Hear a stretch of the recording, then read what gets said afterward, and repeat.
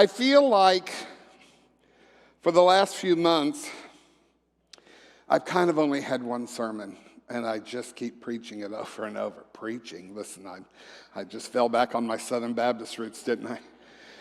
I just keep talking about the same thing, so I guess it's what's up for me. A few years ago, I was going through a very difficult situation, and I was really struggling. A lot of crying, and you know me, I cry pretty easily, but I was crying a lot, like all day, every day for a few weeks. And I went off to get some help for that, and when I came back, I discharged from that place on Friday, and I was supposed to be speaking at Christ Unity in Chattanooga on Sunday. And so I just kept crying through the weekend, and I thought, I am pretty sure I need to call those people and tell them I'm not going to be able to come. And a voice in my head that I sometimes think is God, but it might just be me, said, it's possible this is the best time for you to go. So I got down there, and I stood up and I said, I just need to tell you I'm a fraud. I'm a fraud. I've come here for 10 years and spoken to you like I knew what I was talking about. But today I'm pretty sure of this. I only have one story to tell, and it's mine. You know, I can come and tell you what I've read in books. I can come and tell you what Mitch has said to me. I can come and tell you all these things, and they're true. But the only story I really have to tell that matters is mine. So I made a promise to myself from that time on, and that was over 10 years ago, that I would make sure that I was always telling my story. So if you're bored with my story, sorry. Here's what I know today. There have been 4 teachers in my life in the last 30-some years that have impacted me so greatly that I am the man I am today. And as I talk about this topic today of the lure of personal importance, I can tell you, I can show you the map of how I've come to this topic by way of those people. Now, I'm always honored when Mitch is in the audience and a little bit terrified, I'm just going to be honest. Because I always want to go, am I getting this right? Right?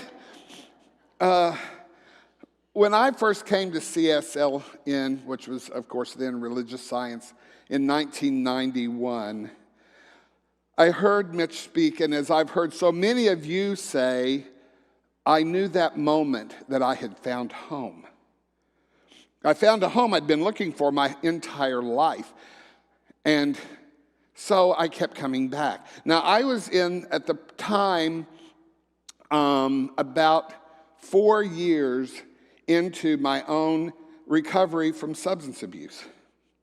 I had been on a journey at that point to heal my wounds for many, many more years. When I was 26 years old, one day in the middle of a situation with someone that had been my childhood abuser, and I realized that I was a very wounded person, and that if I was ever going to find anything remotely like happiness, I was going to have to make a conscious effort to heal those wounds. Not unlike many people that I see nodding their heads subtly right now. You see, the human experience often is about overcoming the ways that the world got its hands on us. Right? Wounds. You know, we right now the word trauma is, so prolific in our world, and in, the work that I do as a therapist and a counselor. I hear trauma, I hear trigger, I hear wound all day, every day. But the reason I hear it is because it's so true, and it's so prevalent in our world. And I watch people who come to me and others there are several others of you in the room, say, help me heal my wounds. More than that, what they really say is, heal my wounds. Will you heal my wounds? Whew. People, I am not up to that task. I can tell you the things that have worked in my life to heal wounds. I can tell you even somewhat of what the books say, although those who know me much as a therapist know that I probably talk about my own experience too much. I'm going to shrug my shoulders on that. I'm not sure yet if that's true or not. But I know one thing: healing is a journey. And mine has been going on now for 42 years. Now, here's something, I'm going to come back to who those 4 teachers were, but here's something I want you to kind of, and I've talked about this here before, but if you can think of, we say around here that we are humans, we are the divine having a human experience. And I think it's easiest to understand this if we can think of it as that there are 2 parallel lives going on within us. The one life is the divine life. And it is the part of me that is connected to it, always. I am it, but not all of it. Isn't that a lovely thought? Doesn't that just bring you such peace? I am it. Oh, but not all of it. It's so much bigger than me. And I have access to it at all times. That is this divine life. And it's to the extent that I recognize it and I allow it and I ask it to come through me that I'm experiencing the divine. And let me tell you something, people. It is accessible at all times. It's as easy and as close as our breath, which, by the way, is often the way to it.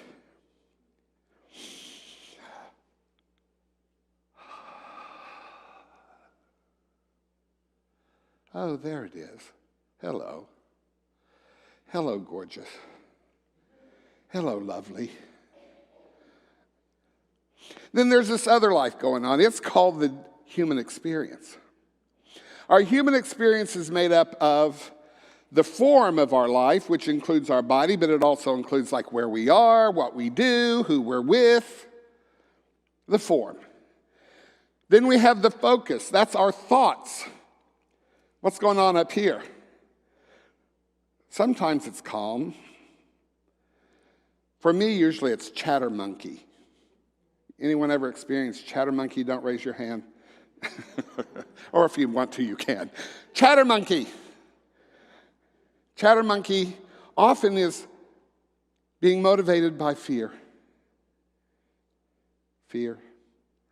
See, that divine experience, it's always love. It's always love. People say to me, how do I know the difference between my divine life and my human life? The divine life is always coming from love.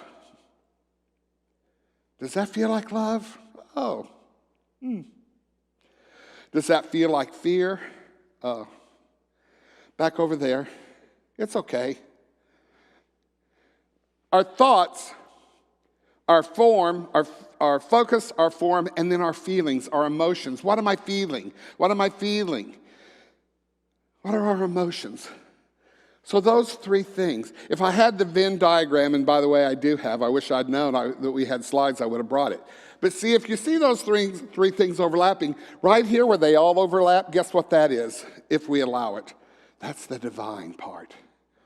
And it's wanting to influence these other 3 parts. That's the way it's supposed to work. But there's something that separates us.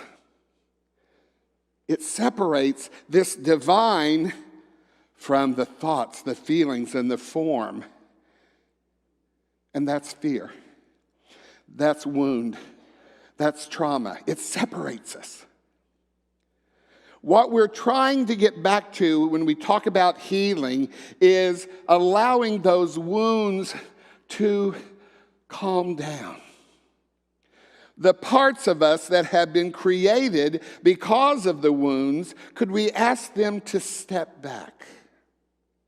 Less of you, please. Could you stop being so extreme? Breath. Less extreme, please. That part of us is called the inner critic. Anyone know that one? You don't have to raise your hand. The inner critic. It judges me all day, every day. Everything I do, everything I say, every thought I think, every feeling I have. That critic. And guess who else it criticizes and judges? Everyone around me. All day long. Because you see, my fear and my wound requires me to compare myself to everybody else. And I feel better about me when I can make you worse. Right? Anyone ever experienced that? Don't raise your hand. So I spend all day trying to calm all that stuff down. Now, I'm going to go back to those 4 people. The first one, Mitch. And Mitch taught me so much. One of the lessons he taught me was he exposed me to Michael Beckwith. And Michael Beckwith's 4 stages of spiritual development. The first one is called the victim. Sound familiar to anything I've been talking about? The victim. And it's also, in the spiritual world, it's me to it. It being God. And this idea that for me to have a relationship with God, I have to constantly be its victim. And that's so easy to accept because everything in me is already saying I'm a victim. I've been victimized, and I show up as the victim. And then I try to bolster myself up so you won't see that I'm the victim, and then it's just all a big mess, right? And unfortunately, there are religions that many of us have been exposed to that, by the way, have caused its own set of trauma that says being the victim is right. See, you're separate from that God, and you've got to please that God, or that God's going to send you to hell. Oh my. Is there anything divine in there? Have we just completely lost all sense of a divine self, of a part of us that could never be disconnected from it, could never have to be anything to change its mind, and that could never go to hell because what the heck is that? Right? The victim. So then we come to a place like this. You see, I heard Mitch's sermon and I said, this feels like home because for the first time someone said to me, what if none of that's true? What if none of that's true? I'm going to tell you, by the way, this is an aside, write that comment down, that question down. What if this isn't true? All day long, you should be asking yourself that question as these stories that are playing in your head are going by. You say, what if that's not true? Who would I be? Well, how do I respond when I believe it's true? And who would I be if I knew it was not true? That's an aside. Who would I be if it weren't true? So then we come to this place and we not only learn that we are already connected to God, that there's this divine self already in here, but we also learn I can use that to create the life I want. I can find abundance, I can find prosperity, I can find health, I can find relationship, I can find all the things that I've been separated from because of my trauma. You see, trauma separates us from our sense of safety, from our sense of belonging, from our sense of self-worth, and from our ability to even be aware of that. So, when I come to a place like this, I learn, wait, I can get those things back. I can find safety. I can feel belonging. I could feel worthy. And I could be aware of my place in this universe. That sounds like healing, right? But we also call that stage the manifester. So I'm manifesting these things. Here's where I get back to the lure of personal importance? You see, because Denise, my beloved Denise, who uses the term, I love it so much, metaphysical malpractice. See, metaphysical malpractice is when that ability to manifest and to know of my relationship with something that is me but is also greater than me lets me believe that that makes me important. Now I'm important. See, I had no esteem, but now I've got plenty. I had no abundance, but now I'm learning how to manifest it. My relationship sucked, but now I've found all these wonderful relationships. All of this makes me important. I've manifested this thing, and it's all about me. It's all about me. Then, here's how it becomes even worse malpractice. We start judging ourselves by how well we've done with that. And we'll judge other people too. Well, Donna. I heard she was sick. Guess she's not up on her new thought. You see how this goes? So what are we back to? We're back to that thing where I'm judging me and I'm judging you, and I have a need to be seen as important. Personal importance. The lure, you see the lure, it's so subtle, people. It's so subtle. I read recently, if I need to be right, that's my ego. Oh. Let's take that further. If I need to be seen, that's my ego. If I need to be loved, that's my ego. See, because all of that is coming from where? Fear. Fear that I'm not enough. Fear that it will never be enough. Fear. Fear that you're not enough.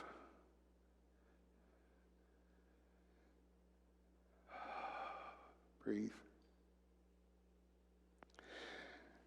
So Mitch,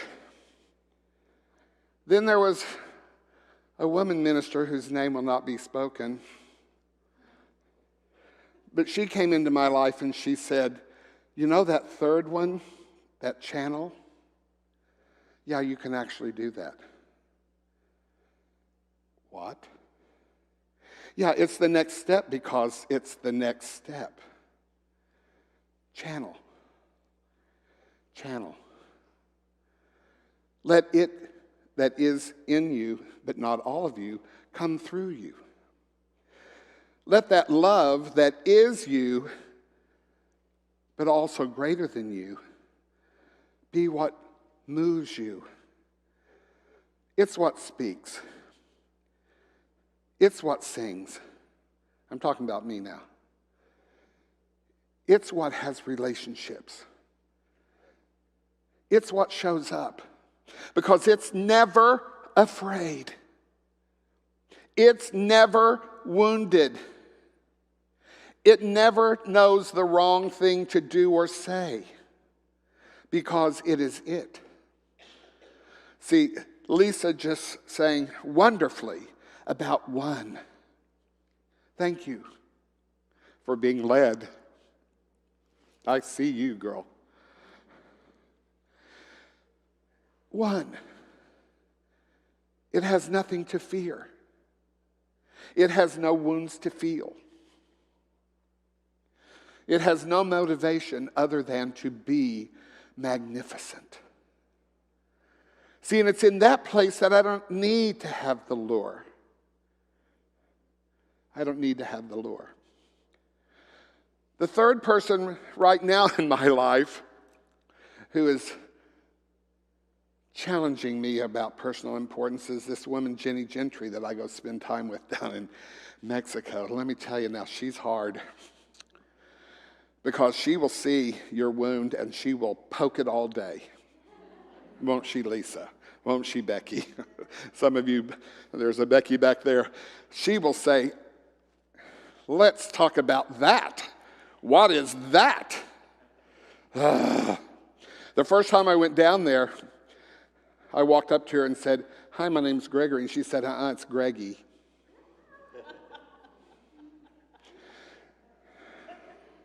Your name's Greggy. It'll be Greggy the whole time you're here.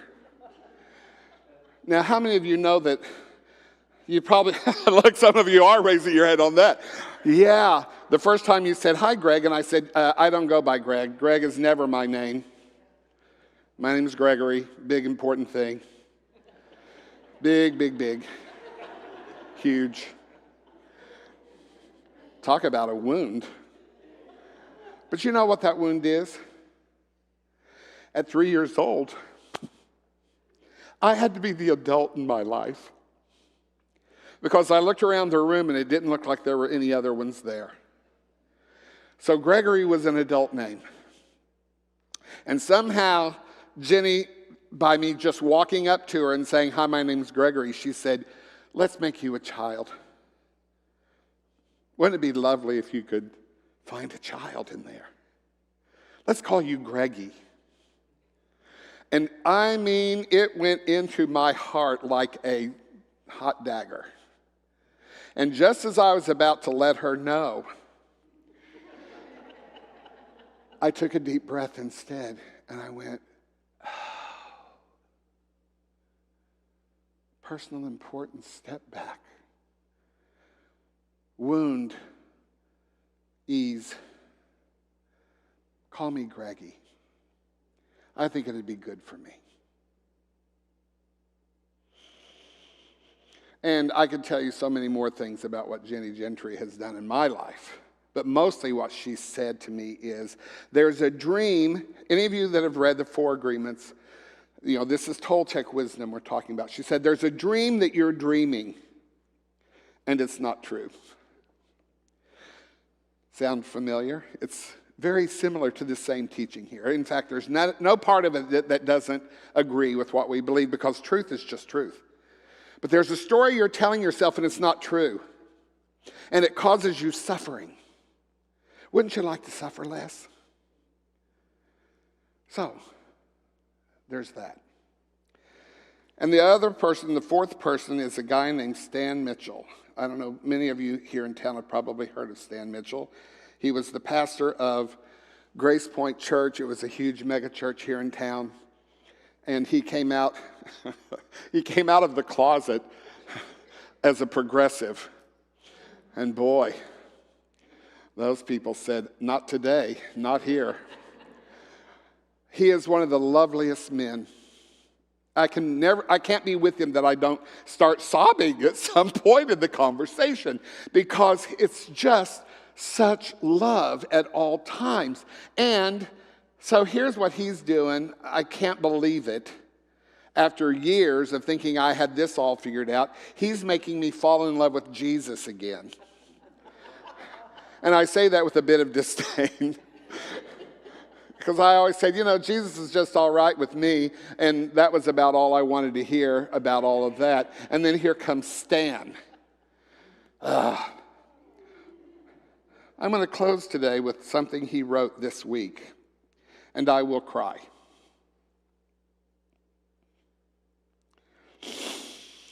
Jesus was clear when he shared his thoughts about riches.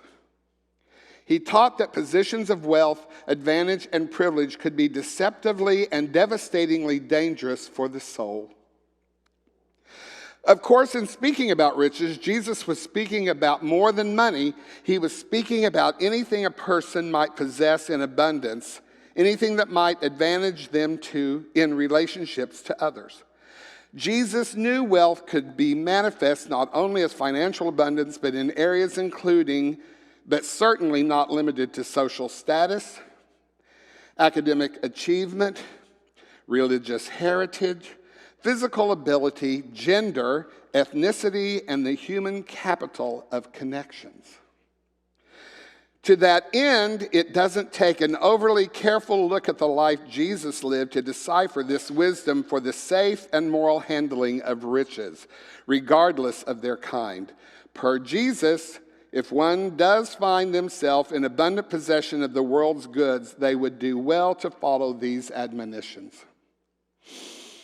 Remember, we're talking about personal importance. Be honest, humbly grateful, aware of the advantages you hold. Do not underestimate or understate them. Do not hoard those things for which others strive. Do not believe they are yours only for your sake. Enjoy them by sharing. Whatever you do, do not trust them for your happiness or peace. Right? See, there's nothing wrong with having things. There's nothing wrong with wanting things. There is something devastatingly wrong about needing them. You see the difference? Do not oversimplify the reasons for the presence of those riches in your life. Remind yourself often hard work and personal virtue are not the exclusive reasons for your privilege. You may not have been born on third base, but surely you know neither did you hit a triple. I'm on third base, and it's not because I got me here most times. And for Christ's sake and your souls, do not oversimplify the reasons for the absence of these same advantages in the lives of others. Do not be uncharitable and foolish as you assess the reasons for the hardness and harshness of their life. Number 6, for it is indeed hard for a rich person to enter the beloved community, but with God all things are possible. See, isn't it interesting? Usually when we hear that scripture, we use it against ourselves. Oh, it's hard for a rich person to get into heaven. I don't like that one, rip. But it's not what he's saying. With God, all things are possible. With God. How about we know where it came from in our lives? How about we know we're channeling something that is us but is greater than us, and that's where it all comes from. And in this, Jesus taught us how. I'm going to end my talk today with Jesus. I love you all so much, and so it is. Welcome to the Sunday service at CSLN. We are a welcoming and inclusive community of inspired individuals caring for and about each other and the entire planetary family. The Center for Spiritual Living Nashville offers spiritual tools for anyone seeking a more fulfilled and meaningful life through a deeper connection with a higher power or universal truths. Be sure to subscribe below if you enjoy our programs.